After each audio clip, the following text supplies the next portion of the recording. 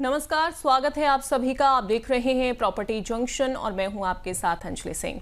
पिछले कुछ साल से सुस्त पड़ा भारत का रियल एस्टेट बाजार अब रिकवरी की पटरी पर लौट आया है। HSBC रिपोर्ट के मुताबिक दिल्ली, मुंबई और बेंगलोर जैसे शहरों में 15 साल की सबसे तेज बिक्री दर्ज हुई है। वहीं एनारॉक रिपोर्ट बताती है कि बड़ी कंपनियों ने इस साल का 30% टारगेट पहली तिमाही में ही पूरा कर लिया, लेकिन इसमें एक ट्विस्ट है। बिकने वाले 70% घर 3 और 4 BHK के लग्जरी सेगमेंट में हैं। अफोर्डेबल होम्स का सपना लगातार दूर जा रहा है। आज प्रॉपर्टी जंक्शन में इसी पर चर्चा करेंगे कि लग्जरी घरों की बढ़ती डिमांड के बीच अब सस्ता घर कैसे मिलेगा। क्या प्रॉपर्टी के दाम घटने की उम्मीद खत्म हो गई है?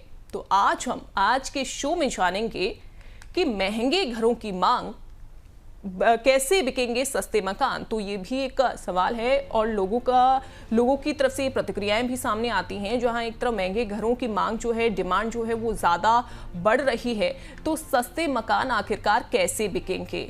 वहीं सुस्त रियल एस्टेट कारोबार में कैसे आई है रिकवरी, ये भी हम जानेंगे। वहीं मिडिल क्लास का कैसे पूरा होगा घर का सपना, चूंकि हर एक मिडिल क्लास ये चाहता है कि उसका अपना घर हो, अपना सपनों का घर हो, तो वो सपना उनका कैसे पूरा हो सकता है।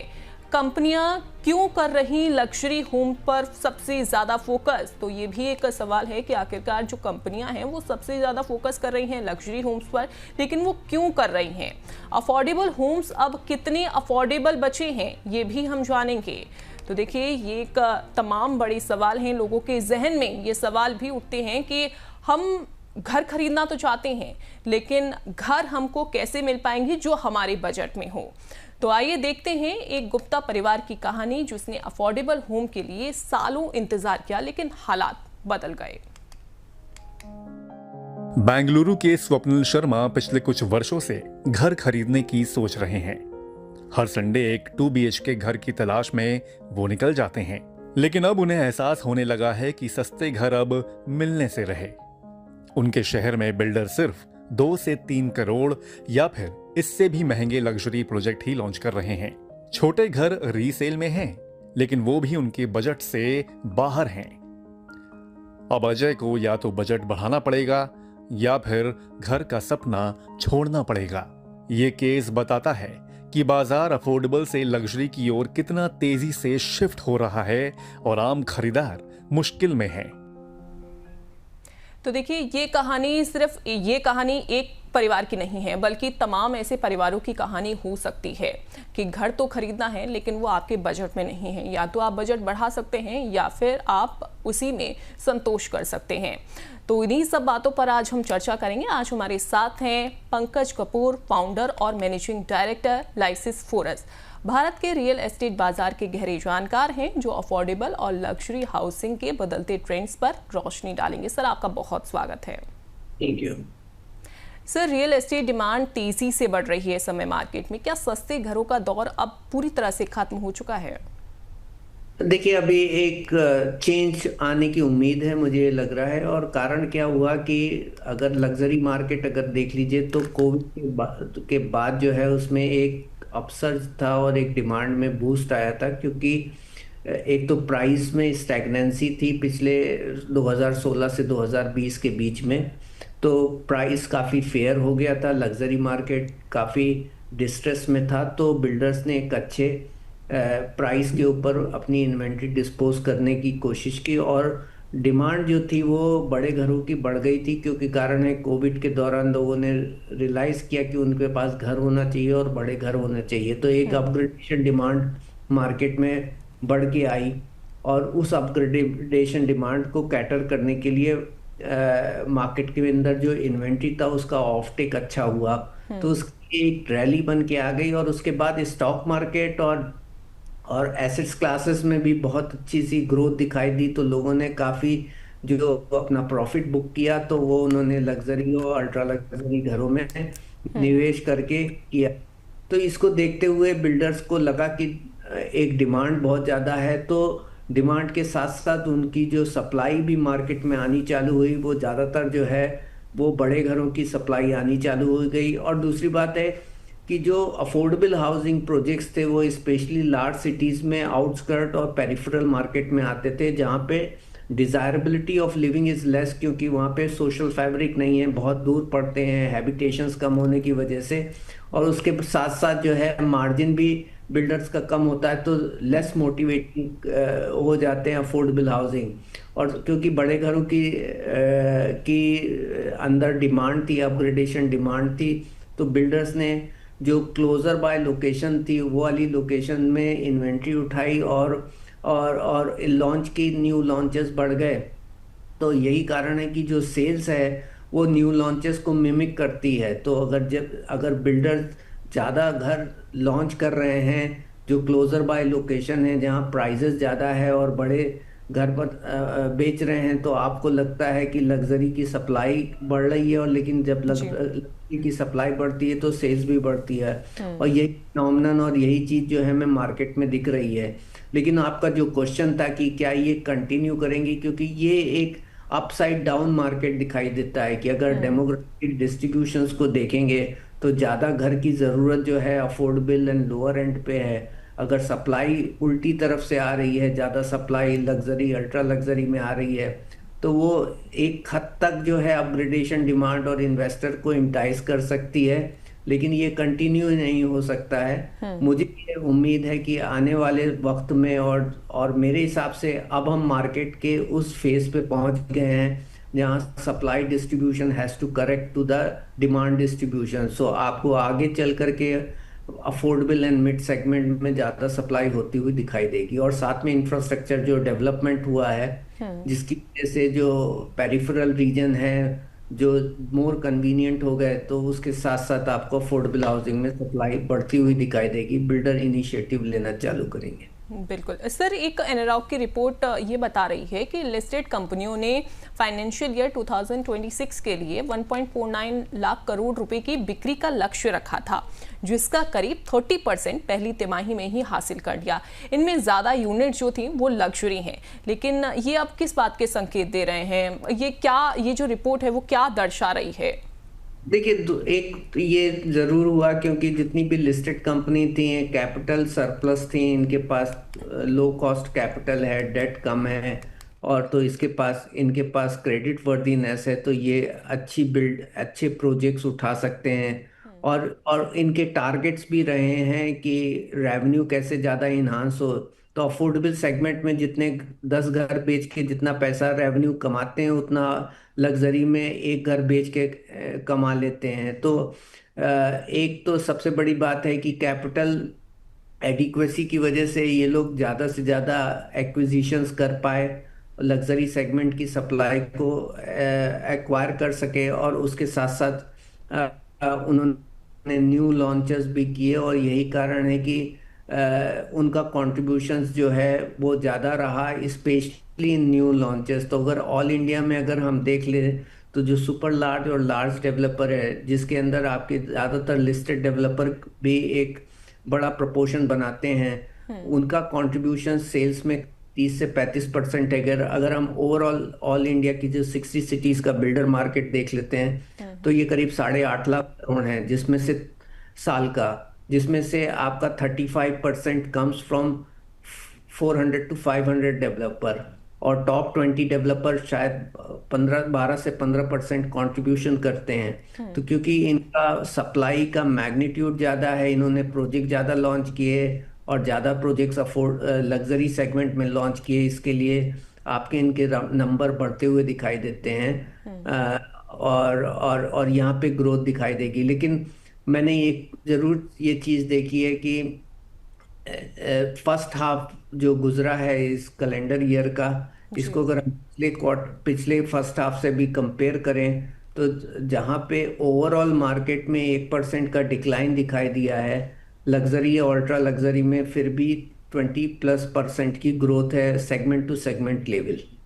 तो वो अभी तक ये बता रहा है। और ये सेगमेंट टू सेगमेंट ग्रोथ इसके लिए है क्योंकि जो न्यू लॉन्चेस हो रहे हैं वो भी ज़्यादा से ज़्यादा लग्जरी सेगमेंट में हो रहे हैं। जब तक न्यू लॉन्चेस टेपर डाउन नहीं होंगे, तब तक जो है आपको ग्रोथ लग्जरी और अल्ट्रा लग्जरी में होती हुई दिखाई देगी। बिल्कुल, लेकिन सर इसके पीछे का रीज़न क्या है? क्यों आखिरकार लोग लग्जरी होम्स की तरफ ज़्यादा रुख कर रहे हैं, या फिर बहुत ज़्यादा इनिशिएटिव ले रहे हैं कि उनके पास हो तो सिर्फ लग्जरी होम्स ही हों? देखिए, सारी चीज़ें जो मुझे लगती है सप्लाई के ऊपर डिपेंड होती है। अगर आपके जो सेल्स के नंबर, ये नहीं है कि लोग बाग ज़्यादा इधर की तरफ रुझान कर रहे हैं। आप अगर देखेंगे तो बिल्डर्स जब प्रोजेक्ट लॉन्च करता है तो एक सेल्स का जो है एक एफर्ट डालता है, एक प्रमोशन चलाता है, और एक एक प्राइस पे कोट करता है, और दूसरा इन्वेस्टर का पार्टिसिपेशन भी मार्केट में हो गया है। तो अगर हमने रीसेंट लग्जरी सेगमेंट में जो सेल्स देखी है, इसमें बहुत ज़्यादा प्रपोर्शन इन्वेस्टर मार्केट का भी हो रहा है, जहाँ पे बिल्डर कोट करता है कि प्राइस बहुत ज़्यादा है, लेकिन उनको एक अच्छे डिस्काउंट के ऊपर एक अपसाइड बना करके अपनी इन्वेंट्री डिस्पोज ऑफ करते हैं। तो ये कोई ज़रूरी नहीं है कि इस जो घर खरीदार हैं आपके लग्जरी सेगमेंट के अंदर, ये सब एंड यूज़र हैं और आपकी जेन्युइन डिमांड है। बहुत हद तक, और specially north India, Hyderabad and बहुत सारे शहरों में ये जो है ये वेरी लार्ज इन्वेस्टर्स हैं, सेगमेंट हैं, जिनको एक अपसाइड दिखाई जाती है कि भाई 50,000 की चीज़ हम आपको 30,000 35,000 रुपये में दे रहे हैं। और हालांकि 35,000 का भाव भी आपका माइक्रो मार्केट के भाव से प्रीमियम में होता है, लेकिन इन्वेस्टर को लगता है एक बड़ा बिल्डर है, एक एक एक डिजाइर्स के अंदर वो निवेश करता है। तो एक एक एक्सुबरेंस है, एक प्रमोशनल स्किल्स है बिल्डर्स की, जिसके थ्रू वो एक इन्वेस्टर को इंटाइस कर पा रहे हैं, और यही कारण है आपको सेल्स और न्यू लॉन्चेस इस सेगमेंट में आपको ज़्यादा होते हुए दिखाई देते हैं। लेकिन मुझे नहीं लगता कि ये जो फिनोमेनन है ये बहुत ही लॉन्ग टर्म है और बहुत ज़्यादा वक्त तक चलेगा, क्योंकि ये फिनोमेनन हर एक ग्रोथ मार्केट के अंदर आता था। यही सारी चीज़ें हम लोगों ने देखी थी 2007 के बाद, जो 2009 तक का पीरियड था। फिर लेमन ब्रदर क्राइसिस के बाद जब जैसे जैसे फाइनेंशियलाइजेशन ज़्यादा हुआ, उसके बाद लग्जरी सेगमेंट में ज़्यादा सप्लाई हुई। फिर अगर हम देखते हैं 2016 से लेकर के 2020-21 तक प्राइस में कोई बढ़ोतरी नहीं हुई, लग्जरी सेगमेंट के अंदर एक स्टैग्नेंसी थी। तो जब अपग्रेडेशन डिमांड पूरी हो जाएगी, प्राइस एक पीक तक पहुंच जाएगा जहां पे ग्रोथ कम हो जाएगी, वैसे ही आप देखेंगे कि लग्जरी सेगमेंट में बिल्डर का रुझान थोड़ा कम होता हुआ दिखाई देगा, और आपको volumes affordable and mid segment में आते हुए दिखाई देंगे। बिल्कुल, लेकिन सर 5 साल में अगर हम देखें तो अफोर्डेबल होम्स की जो कंट्रीब्यूशन है वो 38% से 18% पर आ गई है। क्या ये अब जो मिडिल क्लास है फैमिली, उनके लिए उनका ये जो सपना है खत्म होने जैसा नहीं है? देखिए, अगर अफोर्डेबल सेगमेंट में अगर हम देखेंगे तो 30 लाख के नीचे के घरों की के अंदर ज़रूर आपको गिरावट दिखाई दी है, लेकिन आप अगर 1 करोड़ के नीचे देख लीजिए तो आज भी अभी भी मार्केट में अच्छी खासी सप्लाई है। अगर 60 to 70% of the market 1 crore के नीचे है। और अफोर्डेबिलिटी अगर हम देखें तो हर एक सेगमेंट में उसका एक थ्रेशोल्ड ऑफ अफोर्डेबिलिटी रखती है, जो ऑन एन एवरेज मानी जाती है कि अगर एक कंज्यूमर की इनकम का 5 गुना प्राइस पे वो घर खरीद सकता है। लेकिन आप एक पॉइंट ऑफ व्यू ये हमेशा ज़रूर है कि जो मार्केट कैटर करता है वो टॉप 2% को ही कैटर करता है। एक बड़ी इंटरेस्टिंग एनालिटिक्स है जो मैं देखता हूँ कि एक इन एफिशिएंट कंडीशन में, जहाँ पे मैक्रो इकोनॉमिक इन्वायरमेंट कंड्यूसिव है, इंटरेस्ट रेट आपके एक कंड्यूसिव और ऑप्टिमम लेवल पे है, बिलो 8% के अगर लेवल के ऊपर है, प्राइस जो है वो बहुत स्पेकुलेटिव नहीं है, तो यूजर मार्क और जो रियल एस्टेट है वो 2 से 2.5% वहाँ के नंबर ऑफ हाउस होल्ड को के हिसाब से अपने आप को बेचता है।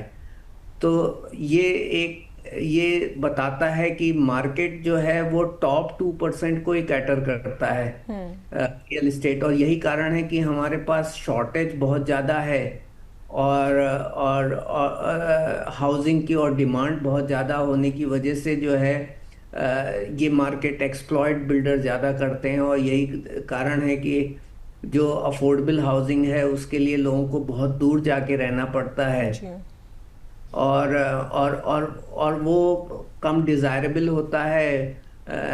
हालांकि अफोर्डेबिलिटी अच्छी होने के बावजूद भी लोग वहाँ जाके रहना नहीं चाहते हैं, क्योंकि वहाँ पे सोशल फैब्रिक और लाइफ को अनफोल्ड करने के जो बेसिक नेसेसिटीज़ हैं वो इतनी अच्छी नहीं होती हैं। तो लग्जरी सेगमेंट ऐसा होता है कि वो एक बेटर लोकेशन होता है जिसका एफिशिएंसी इंडेक्स और कन्वीनियंस अच्छी होती है, तो वहाँ पे डिमांड इंटरेक्टिबिलिटी भी ज़्यादा होने की वजह से ज़्यादातर लोग उधर जाते हैं, और यही कारण है कि अफोर्डेबल सेगमेंट में गिरावट दिखाई दी है। और इसका एक दूसरा कारण भी है, जो गवर्नमेंट के इंसेंटिव्स थे, specially demand and supply side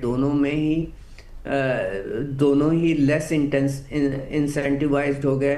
government ने जो टैक्स एग्जम्पशंस था अफोर्डेबल हाउसिंग का अंडर 80 AIB के अंदर जो बिल्डर को मिलता था कि if they are constructing affordable housing project they get the exemptions from income tax, वो विड्रॉ हो गया था मार्च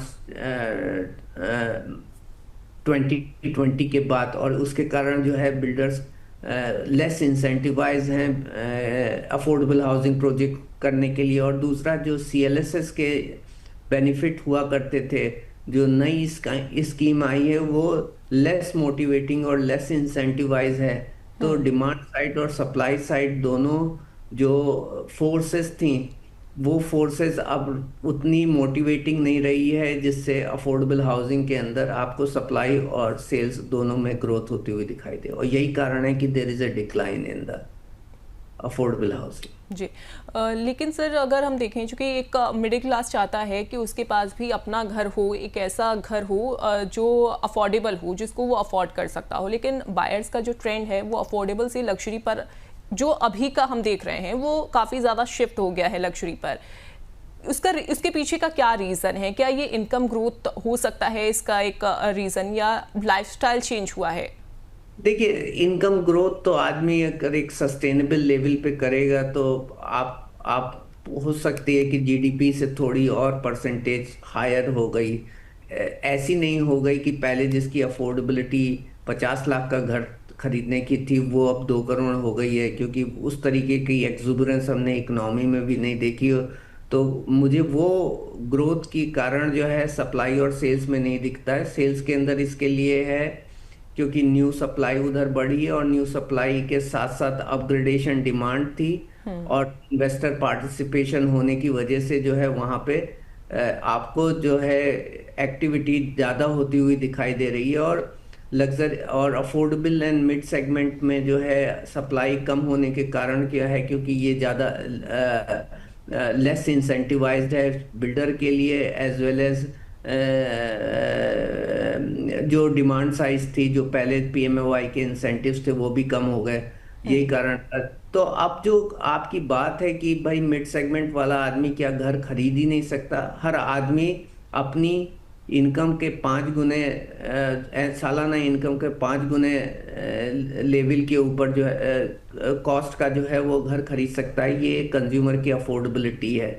तो 10 लाख की इनकम है तो वो 50 लाख का घर खरीद सकता है, और 1 करोड़ की इनकम है तो 5 करोड़ का घर खरीद सकता है। अगर एक एंड यूजर की एलिजिबिलिटी के बेसिस पे होम लोन की एलिजिबिलिटी मानी जाती है, तो और काफ़ी सप्लाई अवेलेबल है। जो इंटरेक्टिव लोकेशंस हैं between 45 lakh rupees to 1 crore,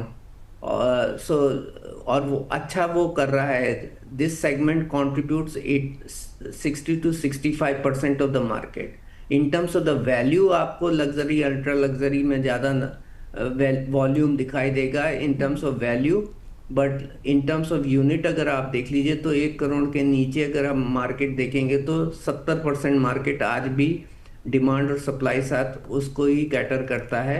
ये पेरिफेरल मार्केट है, सबर्बन लोकेशंस हैं, बहुत अनडेवलप लोकेशंस में स्ट्रगल है, बट डेवलप लोकेशन है जो पेरिफेरल है वहाँ पे तो आज भी इंटरेक्टिबिलिटी दिख रही है डिमांड। बिल्कुल बिल्कुल। और जैसा कि सर आप बता रहे हैं कि ऐसा हो सकता है कि आने वाले टाइम में अब जो इंतज़ार हो रहा है अफोर्डेबल हाउस का, वो शायद अब मिडिल क्लास खरीद सके, और इसी बीच हम अपनी चर्चा को सर आगे बढ़ाएंगे, लेकिन हम अपने दर्शकों को ये बता देते हैं कि अगर आप हमारे इस प्रोग्राम से जुड़ना चाहते हैं तो आप कैसे जुड़ सकते हैं, आप अपना सवाल कैसे पूछ सकते हैं। देखिए, आपको बस कुछ नहीं करना, आपको जाना है YouTube पर और आप अपना सवाल आसानी से वहां पर पूछ सकते हैं। कमेंट सेक्शन में जाइए, आप अपना सवाल जो है वो टाइप करिए और उसके बाद सीधा आप हमें भेज दीजिए। आपका सवाल हम तक पहुंचेगा और उसके बाद आपके उस सवाल को हम शामिल करेंगे। देखिए, एक और तरीका है व्हाट्सएप के जरिए। आप प्रॉप लिखिए, जो कि प्रॉपर्टी का शॉर्ट फॉर्म है, और उसके बाद आपको इस नंबर पर भेज देना है अपना सवाल। यूट्यूब के जरिए, फेसबुक के जरिए, एक्स हैंडल के जरिए आप अपना सवाल पूछ सकते हैं। और इसी बीच देखिए, अमर उजाला द बोनस के विभिन्न प्लेटफॉर्म्स पर बड़ी संख्या में दर्शकों के सवाल भी आ रहे हैं। इनमें से कुछ दर्शकों के सवाल हम ले लेते हैं। दिल्ली से सुनील कांत पूछ रहे हैं कि क्या अब सस्ते घर सिर्फ बनारस और प्रयागराज जैसे छोटे शहरों में मिलेंगे?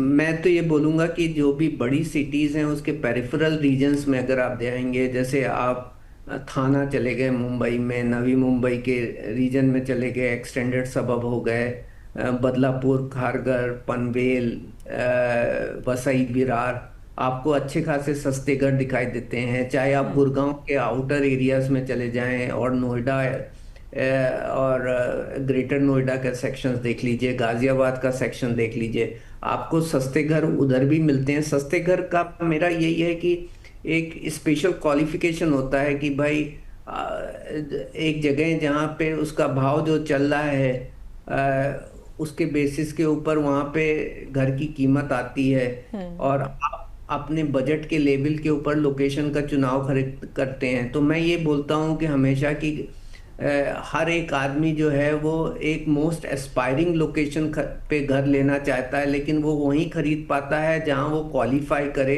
कॉस्ट बेसिस पे, जहां उसकी अफोर्डेबिलिटी है वहीं वो खरीद सकता है। तो ऐसा नहीं है कि केवल लग्जरी का ही सप्लाई अवेलेबल है। Peripheral market of the cities है, suburban markets of the cities हैं, वहां पे आपको अच्छी खासी अफोर्डेबल हाउसिंग की सप्लाई अवेलेबल है। और ये बात गलत है कि बनारस और प्रयागराज में ही छोटे शहरों में ही आपको अफोर्डेबल हाउसिंग दिखते हैं। सबसे ज़्यादा बिल्डर की सप्लाई अफोर्डेबल हाउसिंग की लार्ज सिटीज से ही आती है। 85% of the overall real estate market में जो है वो इस सेगमेंट का है। अगर बिल्डर मार्केट में 50% ऑफ द सप्लाई अभी भी अफोर्डेबल और मिड सेगमेंट से ही आती है, और ये सब लार्ज सिटीज में ज़्यादा है, कॉन्सेंट्रेटेड है। अहमदाबाद जैसे आपका शहर हो गया, आपका MMR हो गया, पूना हो गया, हैदराबाद हो गया, बेंगलोर हो गया। हैदराबाद और बेंगलोर में थोड़ा अफोर्डेबल हाउसिंग का प्रपोर्शन थोड़ा सा कम है। लेकिन अगर सर मार्केट जैसे एक्सप्लोर आप करेंगे तो आप सस्ते घर जो हैं वो पा सकते हैं। एक और सवाल है मुंबई से सर कविता अहलावत पूछ रहे हैं कि लग्जरी होम्स का ट्रेंड क्या निवेशकों के लिए फायदेमंद है?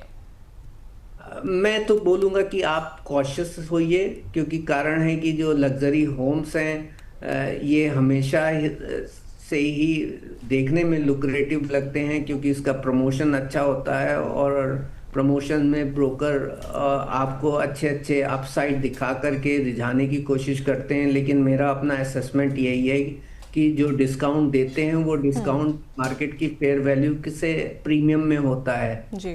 पास्ट में भी मैंने देखा है। और अगर मैं बड़ा अच्छा सा एनालिसिस कर रहा था, अफोर्डेबल सेगमेंट ने पिछले 15 साल में बेटर रिटर्न दिया है in comparison to the luxury और अल्ट्रा लग्जरी सेगमेंट। तो अगर आप ये देखिए, क्योंकि लग्जरी सेगमेंट हमेशा से ऑलरेडी ओवर प्राइस्ड होता है, ओवर कॉस्ट होती है, तो उसमें डिमांड इंट्रैक्टेबिलिटी कम होती है। लग्जरी जितना ज्यादा आता है वो अपसाइड क्रिएट करता है अफोर्डेबल और मिड सेगमेंट के लिए, क्योंकि मार्केट कैचअप करता है एक हायर पॉइंट्स को। तो इसके लिए ज्यादा ग्रोथ मुझको अफोर्डेबल और मिड सेगमेंट में दिखाई दी। लग्जरी में मुझे जो है, मैं हमेशा ये आपको बोलूंगा कि आप कॉशियस रहिए, करके रुझाने में ना आइए, और ये ट्रेंड को देख करके ऐसा ना हो कि आप जंप कर लें और फिर फंस जाएं, क्योंकि in past also luxury segment has given the least appreciation. बिल्कुल, तो इन बातों का आपको ध्यान रखना है। सर मैं आपके पास लौटती हूँ, अब सीधा चलते हैं अपने सहयोगी अभिषेक गुप्ता के पास, जो बता रहे हैं कि कंपनियां कितनी तेजी से टारगेट हिट कर रही हैं। Thank you Anjali. तो एक तरफ जहां सस्ते घरों की डिमांड हो या फिर सप्लाई हो या फिर बिक्री हो, वो बुरी तरह इफेक्ट हुई है, बहुत स्लो डाउन उसमें देखने को मिल रहा है। लेकिन दूसरी तरफ जो है वो सस्ते घरों के अलावा लग्जरी जो घर हैं, जो बड़े घर हैं, जो रियल एस्टेट जो बड़े बड़े घर लेके आते हैं, उनकी जो बिक्री और डिमांड और सप्लाई जो है उसमें तेज़ वृद्धि देखने को मिली है। और कई सारे रियल्टी सेक्टर के जो ग्रुप्स हैं उनमें जो टारगेट्स होते हैं, सालाना जो टारगेट्स उनके जो होते हैं, उन्होंने जो मोटा चंक जो है, मोटा जो हिस्सा है वो Q1 में ही, यानी कि अप्रैल मई जून के जो Q1 जो होता है उसमें ही अचीव कर लिया है। एक एक करके आपको ऐसे ग्रुप्स की बात, ऐसे ग्रुप्स हम बताते हैं जिनमें ऐसे टारगेट जो दिए गए हैं उनके, और जो उन्होंने लक्ष्य जो हासिल किए हुए हैं। तो जैसे कि आप स्क्रीन पर देख सकते हैं, ये एनालॉग रिसर्च की एक रिपोर्ट है जिसमें ये बताया गया है कि DLF का जो फाइनेंशियल ईयर 2026 का जो टारगेट था, फाइनेंशियल ईयर 2026 का जो टारगेट है वो 22,000 करोड़ रुपए का था, जो है अभी। और Q1 में जो लक्ष्य उन्होंने हासिल कर लिया है वो 52% का जो लक्ष्य है उन्होंने अभी हासिल कर लिया है, यानी कि 11-11,500 करोड़ रुपए का लक्ष्य जो था उन्होंने Q1 में ही एक तरह से हासिल कर लिया है। वहीं प्रेस्टीज की अगर बात करें तो यहाँ पर आप देख सकते हैं कि 27,000 करोड़ रुपए का इनका लक्ष्य है फाइनेंशियल ईयर 2026 के लिए। और अभी जो उन्होंने Q1 में जो हासिल कर लिया है, जो टारगेट है वो 45% का जो टारगेट है इन्होंने अभी ही हासिल कर लिया है।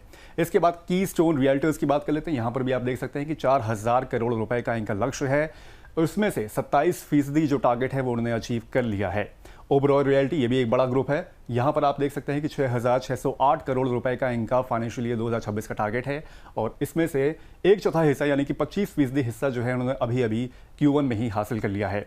गोदरेज प्रॉपर्टीज़ की अगर बात करें तो इनका भी जो लक्ष्य है वो काफ़ी बड़ा था, यानी कि 32,500 करोड़ रुपए का इनका लक्ष्य है फाइनेंशियल ईयर 2026 के लिए, और इसमें से 22% जो टारगेट है वो इन्होंने अभी अचीव कर लिया है Q1 में।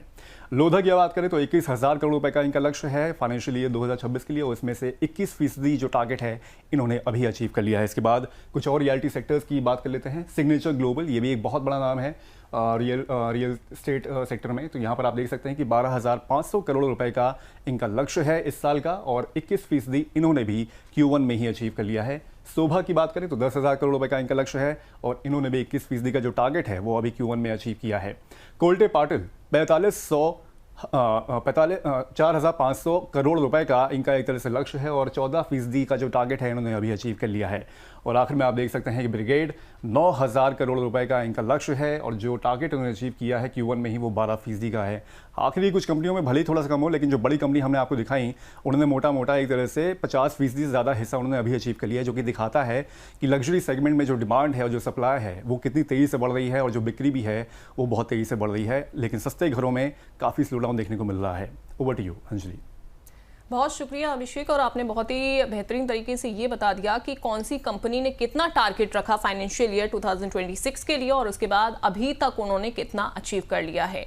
हमारे साथ लगातार गेस्ट भी जुड़े हुए हैं। पंकज जी के पास दोबारा लौटते हैं। सर, अफोर्डेबल हाउसिंग लॉन्चेस घटने से डेवलपर्स को कितना फायदा या नुकसान हो रहा है, और जो अभी आंकड़े अभिषेक ने बताए, मेरे सहयोगी ने, फाइनेंशियल ईयर में कुछ कंपनीज ने, DLF हो गया या फिर अन्य कंपनीज हो गई, उन्होंने अलग अलग टारगेट रखे और उसके बाद उस टारगेट को उन्होंने पूरा भी किया। सर, आप किस तरीके से देखते हैं? देखिए, मेरे को लग रहा है कि उनके पास एक अपॉर्चुनिटी रही मार्केट के अंदर कि अच्छी कैपिटल होने की वजह से उन्होंने अच्छे एक्विजिशन किए और सप्लाई मार्केट में नए नए प्रोजेक्ट्स लॉन्च किए। तो अगर आप देख लीजिए, जो भी लिस्टेड कंपनी है, ये 15 या 20 कंपनियां जितनी भी हैं जो टॉप की आती हैं, इन्होंने एक एक्सटेंसिव लॉन्चेस किए। आज भी अगर हम टायर 2 टायर 3 सिटीज़ और स्मॉलर डेवलपर और मीडियम साइज डेवलपर देख रहे हैं, उनके पास इतनी एपेटाइट नहीं है जिसकी वजह से वो अच्छा लॉन्चेस करें, और आप ओवरऑल नंबर में अपसाइड कर रहे हैं, देख रहे हैं। तो यहाँ पे भी जैसे कोविड के बाद एक के शेप रिकवरी आई है, वही हमको रियल एस्टेट के अंदर भी दिखता है। जो लार्ज और सुपर लार्ज डेवलपर हैं, जिनके पास पैसा था, तो उनके पास अच्छे एक्विजिशन हुए, नए लॉन्चेस हुए, तो सेल्स का भी रुझान उनकी तरफ बढ़ गया। जबकि मीडियम और स्मॉलर डेवलपर और टायर 2 टायर 3 सिटीज़ के अंदर अभी भी उस तरीके की ग्रोथ हमको नहीं दिखाई देती है। और तो दो एस्पेक्ट्स ये लगती हैं कि मुझे कि जो मार्केट में इस वक्त जो एक प्लेटू दिखाई दे रहा है, स्पेशली द क्यूमुलेटिव सेल्स के अंदर, तो हमारे डेटा के हिसाब से पिछले फर्स्ट हाफ में पिछले साल के कंपैरिजन में 1% की गिरावट दिखाई दी और 2-3 क्वार्टर से हमें निगेटिव ग्रोथ सेल्स के अंदर क्यूमुलेटिव मार्केट में दिख रही थी। हालांकि लग्जरी अभी भी अच्छा कर रहा है, जिसको देखते हुए मुझे लग रहा है कि आगे चल के जो लार्ज बिल्डर है इनका भी फोकस जो है थोड़ा अफोर्डेबल और मिड सेगमेंट के ऊपर बढ़ेगा। और साथ में अगर गवर्नमेंट इंसेंटिवाइज करती है, जीएसटी में कुछ अमेंडमेंट लेके आती है, अफोर्डेबल हाउसिंग में कुछ अच्छे बेनिफिट्स वापस बिल्डर के लिए और कंज्यूमर के लिए लेके आती है, तो आपको वहाँ पे सेल्स और सप्लाई बढ़ती हुई दिखाई देगी। और मेरे हिसाब से गवर्नमेंट बहुत ही अग्रसर है इस तरफ। बिल्कुल। और सर, जैसा कि आप बता रहे हैं कि अभी उम्मीद नहीं छोड़नी है, ऐसा हो सकता है कि आने वाले टाइम में आप अफोर्डेबल हाउस जो है वो आप अपना कर लें, लेकिन सर क्या अफोर्डेबल होम्स अब सिर्फ हाउसिंग स्कीम्स या फिर जैसे कि पी में तक ही सीमित हो गए हैं? नो, दोनों तरफ है। आपका पीएमएवाई की तो थोड़ी सप्लाई कम हो गई क्योंकि बिल्डर का मार्जिन भी वहाँ कम होता है और इंसेंटिव भी जो पहले अवेलेबल थे वो भी कम हो गए। लेकिन मिड सेगमेंट में अभी भी अच्छी खासी सप्लाई है। तो और मेरे हिसाब से द न्यू लॉन्चेस जैसे जैसे बढ़ेंगे वैसे वैसे यहाँ पे आपको ग्रोथ होती हुई दिखाई देगी। बिल्कुल। सर, कुछ और दर्शकों के सवाल आ गए हैं, वो भी हम एक बार शामिल कर लेते हैं। आगरा से रीना सचदेव पूछ रहे हैं कि क्या आने वाले समय में अफोर्डेबल होम्स दोबारा पॉपुलर हो सकते हैं? बिल्कुल ही होंगे। एंड मेरा अपना ये है कि आप होम्स की बात कीजिए, अफोर्डेबल होम्स जो है हर एक लोकेशन के साथ उसके खरीदार की अफोर्डेबिलिटी मैप करते हैं। तो अगर 20 करोड़ का घर अफोर्ड कर सकता है, वो 20 करोड़ का घर अफोर्ड करने की इनकम रखता है, तो तब वो खरीदता है। और जो 50 लाख का घर खरीदने की अफोर्डेबिलिटी है उसकी इनकम डिफाइन करती है और इनकम के बेसिस पे एक अर्बन सेटिंग में उसका एक पोजीशन हो जाता है। आप हर एक लोकेशन का एक पर स्क्वायर फीट प्राइस होता है और उस पर स्क्वायर फीट प्राइस के बेसिस पे आप डिफाइन कर पाते हैं कि आप कहाँ रह सकते हैं। अगर आप 2 BHK जैसे मुंबई के साउथ मुंबई में लेना चाहेंगे तो आपको 5 या 7 करोड़ रुपए का मिलेगा, जबकि आप पेरिफेरल रीजन में जाएंगे तो आपको शायद 50 लाख रुपए में मिल जाए। तो हर एक लोकेशनल डिस्ट्रीब्यूशंस और डेमोग्राफिक अफोर्डेबिलिटी के बेसिस पे रहता है। तो आप हर जगह पे आपको अपनी अफोर्डेबिलिटी के हिसाब से अगर सप्लाई डिस्ट्रीब्यूटेड हो तो आपको अच्छे खासे मिल जाएंगे। लेकिन ये है कि आप डिज़ायर करें कि 5 करोड़ और 2 BHK वाली लोकेशन में आपको 50 लाख का घर मिल जाएगा, और वो आपका कभी भी ड्रीम फुलफिल नहीं होने वाला है, क्योंकि वहाँ पे लैंड का भाव ज़्यादा है, कंस्ट्रक्शन कॉस्ट ज़्यादा है, डेमोग्राफिक डिस्ट्रीब्यूशन डिफरेंट है। तो लैंड का प्राइस डिफाइन करता है कि आप कहाँ पे घर जो है वो अफोर्ड कर सकते हैं। और पेरिफेरल रीजन्स जो कनेक्शंस के हिसाब से जो बढ़ के आ रहे हैं, जैसे Navi Mumbai trans harbour link के कनेक्शंस के बाद ओपन अप हो गया, जिसकी इंटरेक्टिबिलिटी साउथ मुंबई और इकोनॉमिक हब ऑफ मुंबई से बढ़ गई, तो वो रीजन्स आपको अच्छे खासे अफोर्डेबल हाउसिंग के ऑप्शंस आपको आगे चल करके देगा। और यही आपको दिल्ली NCR और दूसरे शहरों के जो पेरिफेरल रीजन्स हैं जो इंफ्रास्ट्रक्चर डेवलपमेंट के बेसिस पे जो कनेक्ट होते हुए दिखाई दे रहे हैं, तो जो पहले इनकन्वीनियंट लोकेशन थी जहां आप जाके नहीं रह सकते थे, लेकिन कनेक्टिविटी बढ़ने की वजह से आप वहां जाके रह सकते हैं, तो वो आपके लिए एक अफोर्डेबल ऑप्शंस बन करके फ्यूचर में आएंगे। बिल्कुल। और सर, प्रयागराज से प्रवेश सिब्बल हैं, वो पूछ रहे हैं कि क्या सरकार की कोई नई स्कीम है जो अफोर्डेबल हाउसिंग के लिए आने वाली है?